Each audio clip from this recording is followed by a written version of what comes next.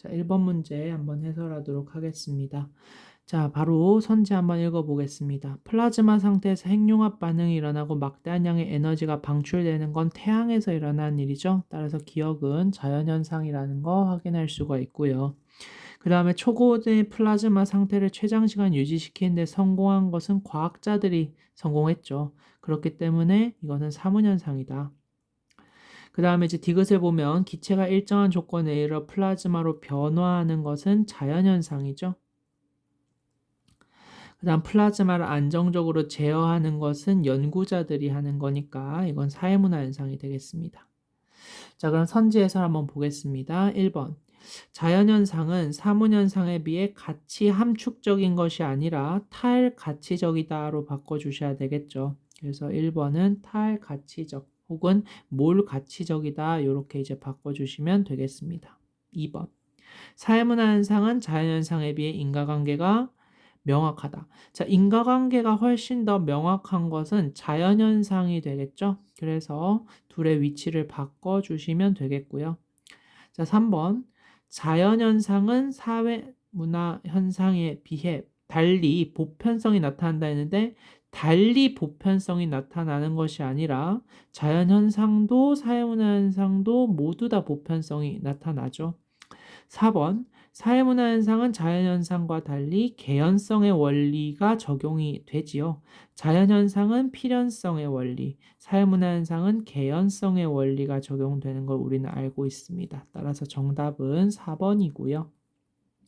5번 선지를 보면 자연현상은 사회문화현상과 달리 경험적 자료로 연구할 수 있는 것이 아니라 모두 다 경험적 자료를 이용을 해서 연구를 할 수가 있지요. 따라서 정답은 4번이 되겠습니다.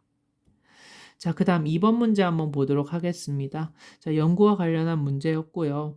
갑은 소비 활동으로 느끼는 행복이라는 연구 주제를 설정하였고요. 관련 연구를 검토한 뒤, 선행 연구를 검토한 뒤 소득 수준에 따라서 소비 활동으로 느끼는 행복감이 다른가? 그럼 결국 우리가 알고자 하는 이 행복감이 바로 종속 변수가 되겠고, 이 종속 변수에 영향을 미치는 게 바로 소득 수준이 되겠죠. 이게 바로 독립 변수가 된다라는 것을 확인할 수 있겠습니다. 자, 그래서 아래는 가설 중 하나인데 소득 수준이 높은 집단이 소득 수준이 낮은 집단보다, 즉 소득 수준이 높으면 높을수록 무엇으로 느끼는 행복감이 더 높을 것이다 라고 가설을 세웠대요. 자, 그래서 갑은 가설 검증을 위해서 설문조사를 실시하였고요. 이 응답자의 월 평균 소득을 기준으로 상위 50%를 높은 집단, 그 나머지를 낮은 집단으로 구분하였다고 합니다. 그래서 실제로 보니까 이제 일상적 소비와 문화적 소비로 구분을 했을 때 이 일상적 소비에서는 소득이 낮은 집단에서, 그리고 문화적 소비와 관련해서는 소득 수준이 높은 집단에서 더 큰 행복감을 느낀다라고 이제 연구 결과가 나왔다고 합니다. 자, 그러면 일단 기억 선지부터 한번 보도록 하겠습니다. 자, 기억 단계, 즉 연구 주제를 설정하는 단계는 디귿, 즉 가설 검증하는 단계와 달리 가치, 중립이 요구된다. 자, 일단 가설을 검증하는 단계에서는 정말로 엄격한 가치, 중립이 요구가 되지요. 근데 연구 주제를 설정하는 것은 연구자의 가치가 어느 정도 개입이 될 수가 있는 단계잖아요. 그렇기 때문에 가치 중립이 요구된다는 표현을 바꿔주셔야 되겠죠. 그러니까 기억 단계가 아니라 디귿 단계는 기억 단계와 달리 이렇게 바꿔주시면 올바른 선지가 되겠습니다. 그래서 기억은 틀린 선지고요.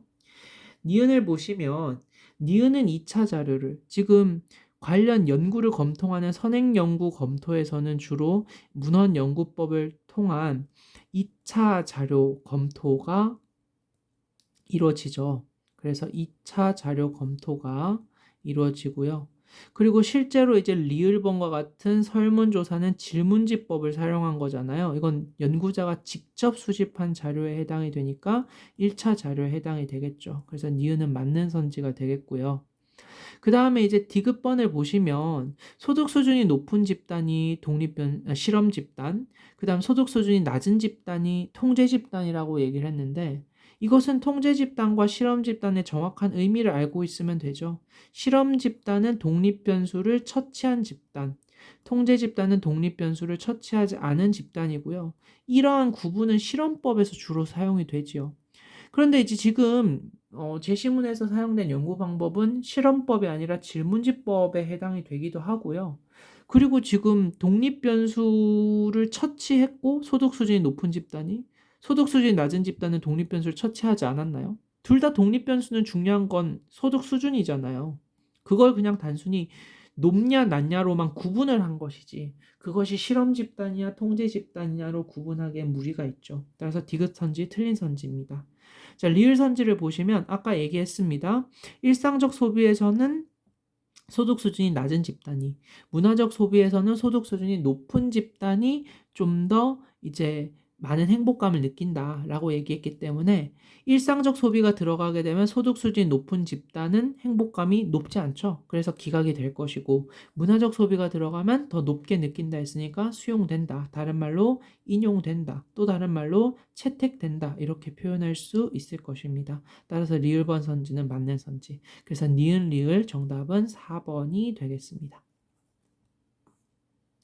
자, 그 다음 3번 문제 한번 보도록 하겠습니다. 사회문화 현상을 바라보는 관점 A, B에 대한 설명으로 옳은 것은? 이라고 했습니다. 자, A를 보시면 지배 집단과 피지배 집단이 나와 있고요. 희소 자원을 차지하기 위해 끊임없이 투쟁하기 때문에 갈등은 굉장히 필연적이고 두 집단의 이익은 양립할 수 없다. 그래서 갈등이 발생한다 라고 했기 때문에 A는 갈등론에 해당하는 제시문이 되겠습니다. B는 보면 우리 사회는 기본적으로 균형 상태를 유지하기 때문에 갈등은 일시적이고요. 이 갈등은 균형을 유지하려는 사회체계의 속성, 달리 말해서 항상성이 되겠죠. 그래서 머지않아 다시 조화롭게 균형 상태로 돌아오게 된다라고 보기 때문에 B는 기능론이 되겠습니다. 자, 그러면 선지 한번 보도록 하겠습니다. 1번 상황 정의에 기초한 개인 간의 상호작용. 개인 간의 상호작용을 중시하는 건 상징적 상호작용론에 대한 설명이 되겠죠. 그래서 1번은 틀린 선지가 되겠고요. 2번 사회적 희소가치의 불균등한 분배. 달리 말해서 차등 분배는 굉장히 불가피하다. 다른 말로 얘기하면 굉장히 자연스러운 현상이다. 라고 바라보는 건 기능론의 입장 맞지요. 따라서 정답은 2번이 되겠습니다. 그래서 여기 그 선지에 나와 있는 표현들을 여러분들이 조금 더 익숙하게 느낄 만한 표현으로 바꿔서 생각할 수 있는 능력이 조금 필요합니다. 그 다음 이제 3번을 보시면 갈등론은 기능론과 달리 기득권층의 이익을 대변한다는 논리로 사용된다는 비판을 받는다라고 했는데 오히려 반대죠. 기능론이 갈등론과 달리 기득권층의 이익을 대변한다는 비판을 받고요. 4번을 보시면 기능론은 갈등론과 달리 질서와 안정을 바탕으로 한 점진적인 사회 변동을 설명하기에 어려운 것이 아니라 용이하죠. 오히려 이제 기능론에서는 사회 변동 자체는 인정은 하지만 점진적인 사회 변동만 인정을 하지요. 그래서 원래 사회가 이렇게 균형 상태를 유지하고 있다가 이렇게 사회 문제가 발생해서 균형 상태가 깨지고 그로 인해 다시 새롭게 이제 균형 상태를 회복하려고 하는 이러한 과정에서 발생하는 재조정 이런 것들과 같은 변화만 인정한다라는 거죠. 뭐 쉽게 이제 예를 들자면 저희가 이제 코로나 시국이 뭐 끝났다라고도 할 수 있고 아직까지 뭐 마스크를 쓰는 분들도 많아서 끝나지 않았다고 얘기할 수도 있지만 그 2019년 즉 코로나가 생기기 이전과 이제 엔데믹 선언이 된 2023년을 비교하면 사실 완전히 일상으로 회복이 되었다고는 할 수 있지만 예전과 똑같은 일상으로 회복되었다고 하기엔 무리가 있지 않습니까? 왜냐하면 그 사이에 많은 변화가 있었으니까요. 그러한 변화. 그러니까 코로나로 인해서 균형이 깨졌지만 다시 이제 원래 상태로 돌아오려는 이러한 과정에서 발생하는 그러한 변화만 기능론에서는 인정을 한다는 얘기입니다. 4번 선지가 지금 그걸 얘기하고 있었던 거고요. 5번을 보시면 개인에 대한 사회 구조의 영향력을 간과한다는 비판을 받는 건 기능론도 아니고 갈등론도 아니고 상징적 상호작용론에 대한 비판이 되겠죠. 따라서 정답은 2번이 되겠습니다. 자, 4번 선지 한번 보도록 하겠습니다. 관료제와 탈관료제에 대한 설명이고요. 자, 지금 보시면 네모기업 같은 경우에는 의사결정 권한이 분산되어 있다. 그래서 자율적으로 결정하기도 한다. 그래서 이것은 바로 탈관료제의 사례가 되겠지요. 반대로 이제 동그라미 기업 같은 경우에는 의사결정은 관리자를 중심으로, 그다음 표준화된 규약과 절차에 따라 업무를 수행한다라고 했기 때문에 B는 관료제의 운행 방식이 되겠습니다. 자, 그럼 1번부터 한번 보겠습니다. 1번. 탈관료제는 관료제에 비해서 외부 환경에 유연하게 대처하기 용이하다. 외부 환경에 더 유연하게 대처하기 용이한 건 탈관료제 조직이죠. 대표적으로 이제 TF팀, 팀제와 같은 조직이나 아니면 아메바형 조직, 네트워크형 조직 같은 것들이 그 사례가 되겠습니다. 정답은 1번이 되겠네요.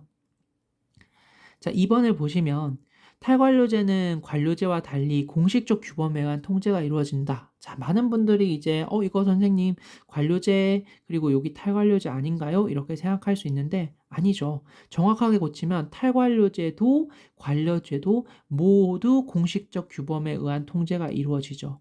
왜냐하면 관료제든 탈관료제든 둘 다 공식 조직에서 사용하고 있는 운영 방식이잖아요. 그렇기 때문에 공식적 규범에 의한 통제가 이루어집니다. 그래서 요 선지는 좀 잘 기억하셔야 돼요. 자, 3번 선지를 보면 구성원이 창의성을 발휘하기 용이한 거는 관료제보다는 탈관료제가 되겠죠. 그래서 B는 A의 비해를 고쳐서 A는 B의 비해 이렇게 하면 되겠고, 업무 수행의 효율성은 둘 다 추구합니다. 근데 이제 그 방식이 다를 뿐이지 둘 다 업무 수행에 있어서 효율성은 추구합니다. 그게 관료제가 됐든 탈관료제가 됐든. 자, 그래서 4번 선지도 잘 기억하셔야 되고요. 연공서열에 따른 보상은 B가 되겠죠. A가 아니라. 그 다음 성과에 따른 보상은 B가 아니라 A가 되겠습니다. 따라서 정답은 1번이 되겠습니다. 자, 5번 문제 한번 보도록 하겠습니다. 밑줄 친 기억에서 미음에 대한 설명으로 옳은 것은 이라고 했는데, 종교라는 하나의 문화가 사회생활 전반에 영향을 크게 미친다. 결국 문화라고 하는 것은 전반적으로 사회 전반적으로 사회 전반적인 영향을 미친다와 관련이 되어 있는 건 문화의 변동성이 아니라 총체성과 관련이 되어 있다라고 얘기할 수 있겠죠. 그래서 1번은 틀렸고요. 2번을 보시면 직장에서 여러 사람이 함께 식사할 때는 채식을 당연시 여긴대요. 그러니까 이 사회에 있는 사람들은 직장 동료들하고 밥을 먹으면 무조건 채식을 해야 된다. 이걸 다 공유하고 있는 겁니다. 그렇기 때문에 공유성이 부각된 사례라고 볼 수가 있겠지요. 그래서 2번이 정답이 되겠습니다. 자, 3번을 보시면 스마트폰 가시적이잖아요. 눈에 보이잖아요. 제도 문화나 관습 문화에 해당하지 않잖아요. 그렇기 때문에 비물질 문화가 아니라 물질 문화에 해당이 되고요. 육식 문화 같은 경우에 우리가 이제 문화가 넓은 의미로 쓰였느냐 좁은 의미로 쓰였느냐 쉽게 구분하기 위해서 앞에 보통 쓰이면 좁은 의미로, 뒤에 보통 쓰이면 넓은 의미로 사용된다고 생각하면 된다 그랬죠. 그래서 육식 문화의 문화는 뒤에 나타나 있으니까 육식 문화는 넓은 의미의 문화죠. 문맥상으로 생각을 해도 육식 문화는 넓은 의미로서의 문화라고 생각할 수 있습니다.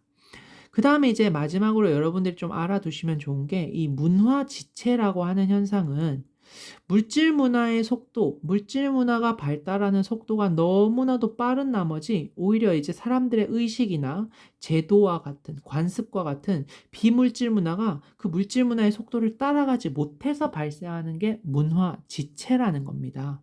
그런데 이제 5번을 보시면은 육식 문화에 대한 부정적인 시각이 여전하지만 오히려 타인의 눈치를 보지 않고 육류를 먹으려고 하는 사람들이 증가하는 거잖아요. 이게 육식 문화를 눈치 보지 않고 즐기려고 하는 게 이게 물질 문화의 빠른 속도의 발전과 관련이 있나요?